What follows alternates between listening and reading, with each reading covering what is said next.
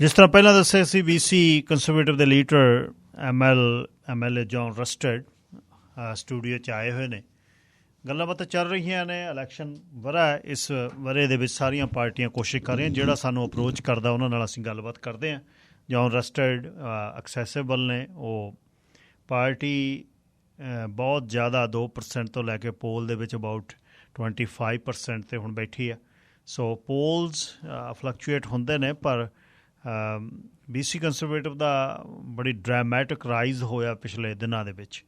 ਉਹਦਾ ਕਾਰਨ John Rustad ਉਹਨਾਂ ਨੇ ਮਿਹਨਤ ਕੀਤੀ, ਕਮਿਊਨਿਟੀ ਦੇ ਵਿੱਚ ਨੇ, ਦੇਅਰ ਸਾਰੇ ਸੂਬੇ ਦੇ ਵਿੱਚ ਘੁੰਮ ਰਹੇ ਨੇ। ਹੁਣ ਕੈਂਡੀਡੇਟ ਆਪਣੇ ਫਾਈਨਲ ਕਰ ਰਹੇ ਨੇ, ਖਾਸ ਤੌਰ 'ਤੇ ਸਰੀ ਦੀਆਂ ਸੀਟਾਂ ਦੇ ਲਈ।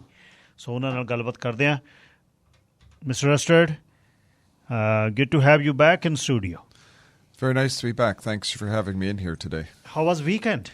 Well, it was good. It was, it was interesting. I actually attended my very first Greek wedding this weekend, which was really? which was quite interesting, and here down in Vancouver. But a number of meetings as well, and trying to get work done over the course of the weekend. So it was good. How was different than Punjabi wedding, this Greek wedding? Well, it was a tradition that has been going on for 2,000 years. It was a very traditional wedding. The Punjabi weddings, of course, go on for many days and is quite an affair. So this was more just compact in terms of the wedding, but it was interesting to experience it for the first time. Have you visited your wilderness area lately? Yeah, I was up. Missing it a lot? I am actually missing it a fair bit. I was up there for a few days here this past week for a little bit of meetings because the resource forum was going on up in Prince George. Mm-hmm. So I had meetings with mining companies and with forest companies, and so lots of discussions. But in many ways, just a week and a half ago or so, it was minus 42 where I live. Yes, so it's not so bad coming down to do work in the Lower Mainland. Let's get to that. A friend of mine, he called from Edmonton. It went minus 40 wind chill. And city asked most of the residents just get for 1 or 2 lights on in household. And there was big demand of electricity, power. In our province, because deep, you're sitting in Victoria, we don't know much. How we cope with supply and demand? Are we buying electricity, and how much we are paying, and but what is the source? And number 2, by the demand, because they are going for electric cars, and from where we are getting these power grids, and what do you have in your mind? Sure. So where the power comes from is a complex issue. Yes. Because we have because the majority of our power comes from our hydroelectric dams. Yes. We're able to increase and decrease power very rapidly, as opposed to when you're using natural gas or coal or other types of things in terms of power production. And so when we have high demand, we can rapidly increase our power. When prices are very high, we can increase our power supply to sell. And when prices are low, we can cut back on our power supply to buy. So net, however, we are net buyers of electricity as a province. And so when we have the peak demand, we were able to quickly ramp up. But as we all know, last year, of course, was a very low year for water.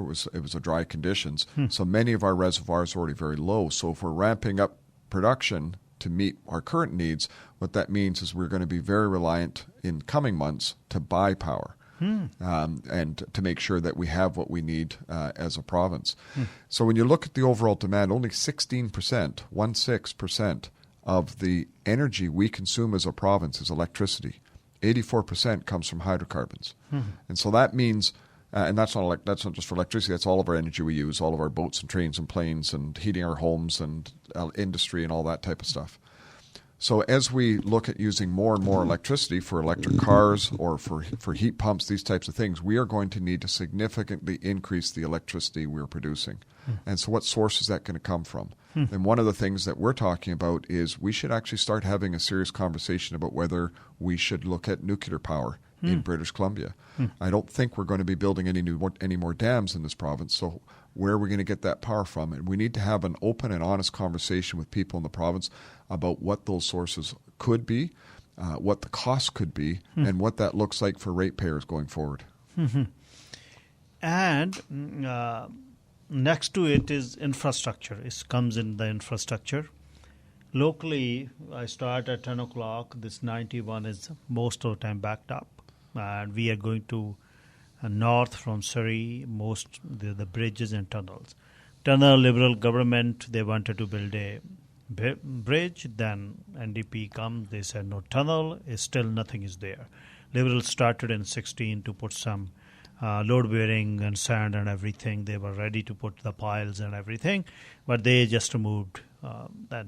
But they followed Site C Dam. They didn't stop it because it was, going very rapidly. Even it is big issue for environmental in that area, the native land and everything. And Petrolo, pretty much in same, we are getting the same lanes.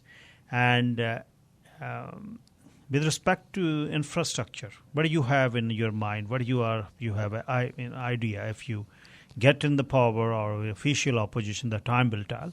But you have some idea for infrastructure. Yes. So there's lots of things around that. Lots you talked about. I mean, first of all, when you look at Site C, it was supposed to be an $8.3 billion project, and that had $1.5 billion of contingencies built into that project. Suddenly now we're, $17 billion, probably pushing $20 billion on a project.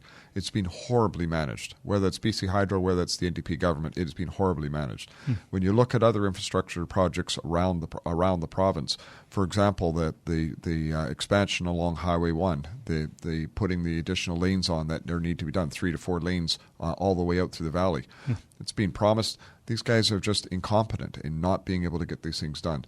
Why would we replace the Patella Bridge, which is, a bridge that was built when Surrey was 60,000 people? Yes. Surrey is now 600,000 people, and we're still putting it just a 2-lane bridge in. It makes no sense to be doing this, and it makes me wonder what the agenda is by this government. Same thing with the tunnel and the Massey Tunnel. They're talking about replacing a 4-lane tunnel with a 4-lane tunnel. So there's no opportunity for growth, and we're still going to have the same bottlenecks that we have today. Putting a new tunnel in doesn't solve anything. It's clear that this NDP government doesn't want us to own vehicles, right? It's part of what they're doing in terms of everybody has to have electric vehicles. So they're hoping that there's going to be less traffic when evidence clearly shows that we actually need to be able to expand those. So my perspective on building out, for example, the Massey Tunnel, I don't really care if it's a tunnel or a bridge. Whichever the people want, I'm good. It just has to be done. We have to actually get on with construction, and it has to be a minimum of 6 lanes, but probably a minimum of 8 lanes is what should be put in so that we can meet the demands today, but also make sure that we're not creating bottlenecks for the future. So that's the type of approach that we need to be doing on infrastructure. And Highway 1, our truckers, the electronic logging in place, they wanted to stop at stop. There's no washroom, no truck stop, no rest area. Where they will stop? Well, exactly. There's a whole host of things that are going wrong with Highway 1, with the expansion that's needed to be done. Yeah. But, we talk about infrastructure as well. Let's look at transit. I mean, so these guys, the NDP have been in power for 7 years, or this is their 7th year, and there hasn't been 1 meter of transit built in Surrey. And they keep promising these things, but they're not actually getting it done. And that's something that needs to change. I mean, I think the key for us as a Conservative government is when we make a promise that we're going to do something, we're going to do it. And if we can't do it, we'll be straight up and honest with people and give a timeline. We won't just make these promises and have people think that something's happening when nothing is actually going to work. The cars will be there. If you look on the road every day, most of them are single drivers. But sustainable criteria is to build a rapid transit system parallel to any road or elevator road, and there should be more buses. That's what to the Fraser Valley or there are years and years now up to Langley, another 6 years. In the 6 years, where we are heading? Exactly. We are not 600,000 in Surrey. We are about million people in Surrey, about 300,000 to 400,000 on visit visa, students on PNP program and all. I don't know how we will survive. If there's any emergency on the road, just happened last winter. People were on the road for 30 hours. They couldn't get home. And no emergency services been to them or right on the road. About the transit system. Transit, so this is one of the things, and Bruce Banman, our MLA, Conservative MLA out in Abbotsford, talks about this on a regular basis. We've got to figure out how to put a high-speed transit all the way out through the valley. And we need to be expanding, what we are doing. And the process, unfortunately, that has been put in place by this government makes all these things so expensive that you're basically building one project a decade. And particularly for communities like Surrey, but really right through the whole valley, as they're growing so rapidly, we can't be waiting another decade or two to see these things happen. There has to be a prioritizing in terms of how we can actually get these things in place. About healthcare, how it is in interior, in your area, in Prince George Canal area, and how it is there, then we can come to the lower mainland after. Throughout much of the province, we're having diversions. We're having emergency rooms that are only open temporarily, and having these temporary closures. We are shortage of doctors. We're shortage of nurses, shortage of other healthcare specialists. And the same story is now happening here in the lower mainland. And take Surrey, for example. I just think it's completely unacceptable that the largest city, and arguably is the largest city, if not will be shortly, in the province, doesn't have cardiovascular services, and you've got to cross a bridge and go into the north area to be able to receive those services. Yes. That makes no sense whatsoever. But the biggest thing that we need to do is we actually need a plan for staffing. It's one thing to be able to build a hospital and say, we're going to have XYZ services, but if you don't have a plan for the doctors and the nurses, and you can't show them the light as to how things are going to improve, a building is empty. What we need to do in healthcare, we actually need to take a serious look at changing healthcare pretty dramatically. We're having a universal healthcare system, but delivered by both public and private. If we can do this, we would be able to emulate what they're doing in parts of Europe, maybe in parts of Australia, try to take the best things that they're doing and actually build a system that makes sense for our time today. Because the system we have, there's only one other country in the world that's even coming close to it, and that is North Korea. That's not a good example for us to be thinking about. The private health care and then the social fabric, rich and poor, it won't be much divided. What do you think? Well, so you look at, for example, in Europe or even in Australia, where they have this multiple delivery, but it's still universal health care. It's still available to everybody. And the other thing that you need to think about with our healthcare system is when you go into hospital as a patient, the hospital looks at you as a cost because you are taking up services. We should actually be thinking about patients as a revenue generator so that the hospitals and services, whether it's both public and private, are actually looking at it saying, how can we do a better job to make sure that we're treating patients and dealing with these issues, as opposed to, we're worried about our budget, so let's close beds. That doesn't make any sense to me at all. Our healthcare system, we need to be thinking about it differently, and we need to be able to create a better environment for morale, because morale right now amongst our healthcare workers is very, very poor.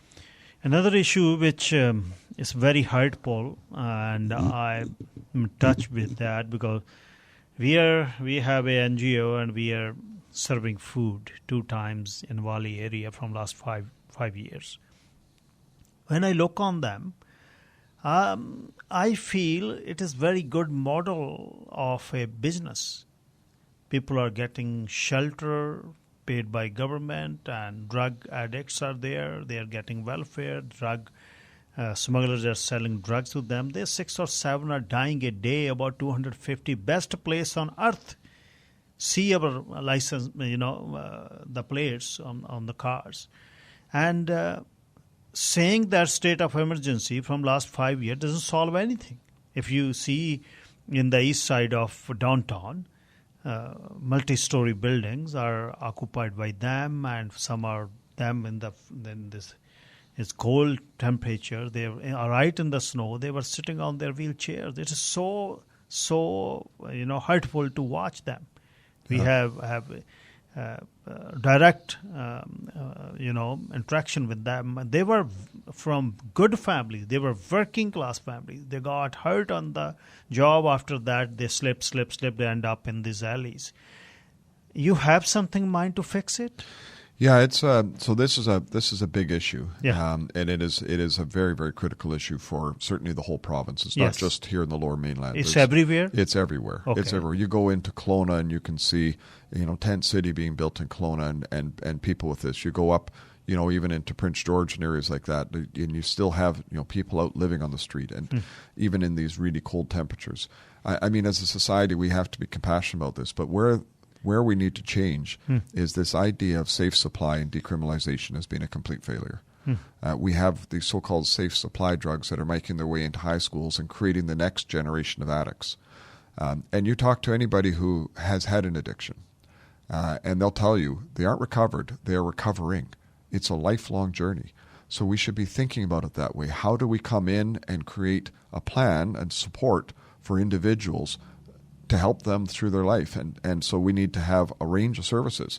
We need to have doctor-prescribed treatments. We need to have voluntary treatments that may go on for periods of time. We may have to have involuntary treatments for some people. And in some cases, we actually should be looking at long-term treatment and care because they're unable to be able to reintegrate into society. We need to be able to have that range to do that. And so it's not just an issue of finding housing and providing people with somebody that can answer a phone at the door. I mean, we need to be able to actually move through, get to the cause of this for individuals and make sure that they have a path and support that. And recognize there's going to be times where they relapse, but how can then we support that going forward as opposed to just, supplying them with drugs and, a place where they can hang out. That's not going to give them a quality of life.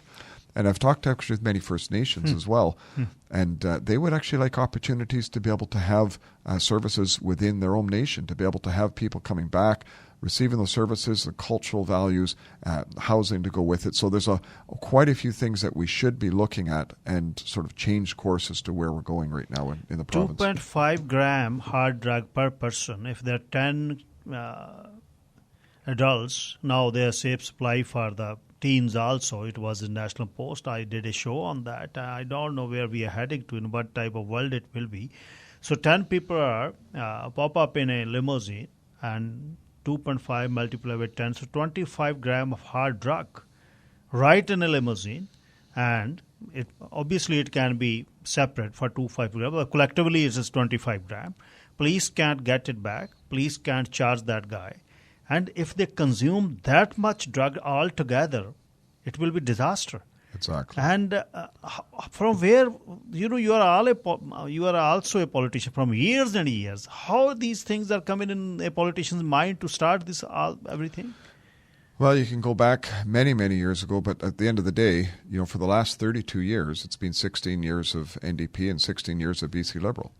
And it has led to all of these challenges. And it's decisions that were made, for example, in the late 80s, early 90s that are compounding where we are today. Decisions that were made, with doctors in the 90s. Decisions are made, with nurses trainings in like 2012. There's a whole range of things that are building up to what we have today. And I always say that, you can't solve a problem with the same level of thinking that created it, which is why as a Conservative Party of BC, we are looking at trying to take a very different approach to this. Not just a harsh approach, but one that's compassionate, but one that is definitely, different in terms of respecting people's rights, all people's rights, not just, those that are struggling. And it's why the legislation and this approach that's been taken with decriminalization, we've taken a tool away from police to actually go after drug dealers. So police can no longer stop somebody. They're seeing cars going back and forth to a house. They can't stop one of those cars and seize the drugs. Because they have 2.5 grams. Because they got 2.5 grams. So they can't grab the evidence they need to be able to then go after the pusher. So we've actually, by doing this approach, we've actually taken tools away from police to actually try to stop these criminals that are supplying these dangerous drugs into our society. So much has gone wrong with this process, and we just have to be brave enough to say, you know what, it is wrong. I don't care about how it happened. It's wrong. We need actually to take a path that is going to fix it, that's going to actually move forward in a better direction. Is it feasible to fix it? It is feasible, but it's going to take some courage, and it's going to take some fights to do it. But it is something that can be done. We have seen examples, for example, in some of the European countries and cities where they have taken back their streets. They don't have the open drug scenes, the open drug dens happening on the streets. We can do this. We just need to have the courage to actually take the decisions to make it happen. protest against Soji is going on in Fraser Valley. Parents are sitting right in Abbotsford this type of weather. They didn't move from there. They are against it. Recalling of a education minister, Rachna Singh, is going on in Surrey. So much is going on. So about the Soji, what is your firm decision to what to do? Well, what we're committed to doing is actually removing Soji from our schools. We need to have an education system that is refocused on academics. Our academic numbers are dropping. That is not preparing our kids to the best of our ability for their future. When you talk to university professors, college professors, they tell you the students that are coming out are not prepared. They don't have the skills that they're hoping for, and so it's creating challenges. We need to get our education system refocused back on academics. We need to be able to support parents and parents' choice, make sure they know what's going on with their kids in school, make sure there's the communication and they have the ability to be able to be engaged, make sure that parents have those rights, and leave these social issues for families to deal with. But at the same time, we also want to make sure our school is safe and welcoming. You need to make sure you've got a very solid anti-bullying and anti-racism program in place to make sure that, as a society, we're there. We've got supports in place for children that need it and that can extend out to families. That's what was supposed to be in our school, and it's become something very, very different. I mean, it's just wrong, when a 6-year-old child's going home and asking his grandfather around the dinner table, is it okay that I'm a boy? These things should not be going on from our schools. We should have our schools focused on how we're making sure we prepare them for a very challenging future. Those schools have future, which we will enjoy in our senior citizen age in 15, 20 years. We have to sit and get some perks from government and live our life. But those, they are sitting 300 plus portables. Now their fancy term, it was about to start stackable. Now they are saying it's prefab. Prefab means portable is portable. Prefab or site fabricated, I can't understand. Yeah. So for that infrastructure, we need 3 to 4 years to build a school. But Surrey is lagging behind a lot now. And, we need to have an honest conversation as well about how we utilize our schools. So, we have decided to reduce class sizes, and that's good. Has that been helping education for our children? The numbers aren't showing that. But what it is doing is it's forcing more and more students out into portables. So can we look at changing class size to get kids out of portables and back into schools? I don't know if it's the right thing to do or not, but it's a conversation that we need to have. In addition to that, what we need to look at is, because we have growing populations in Surrey, we are going to see need, not for today and tomorrow, but we need to be building for the next 20 years, not for what's happening today, so that we aren't in this situation where a school's open and you're adding portables right away. It doesn't make any sense. We may need, because land, of course, is going to be a challenge, we actually may need to look at, do we close a playground and build a new school right there so that we can get it up and running quickly? And then replacing the school that is there so that we can increase capacity. So there's a wide range of things that we need to be looking at in terms of how we better utilize the schools we have so we don't need so many portables, and how we can make sure that when we're putting infrastructure in place, we're planning for the future years, not just what we need for today. Across the aisle, Mr. Rustad, is very simple to say things. I Yes. noticed it in 2016.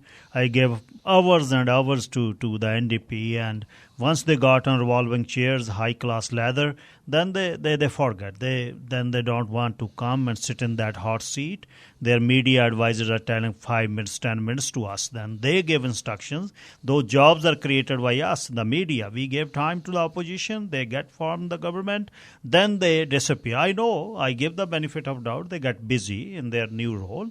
But still, they should come back to the community and answer those questions. And you are doing same now. The opposition is very simple to bombardment, whatever you wanted to say. But how we can, or listeners can trust and transparency you have if you get from the government or you sit in the official opposition role.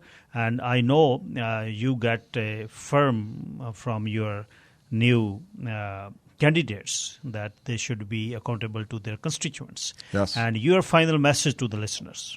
So, first of all, I will be accessible. I will not be hiding from any issues. If there are problems, I'm more than happy to come out and talk about them. I'm not going to be hiding. But just to show how open and transparent, we are actually going to take freedom of information and completely change it.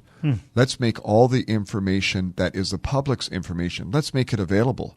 And the job of the Freedom of Information Officer should be saying what can't be made available. You shouldn't have to be putting in requests. And that way you have, and the public will have all of the information about what's going on in government, and you can judge me based on the actual facts that's happening as opposed to politicians coming in and just giving spin. Enough of the way politics has been done in the past. We need to change it. We need to be able to show that we are open, give the information to the people, and then judge us based on what we're actually doing as opposed to just what we're saying we're doing.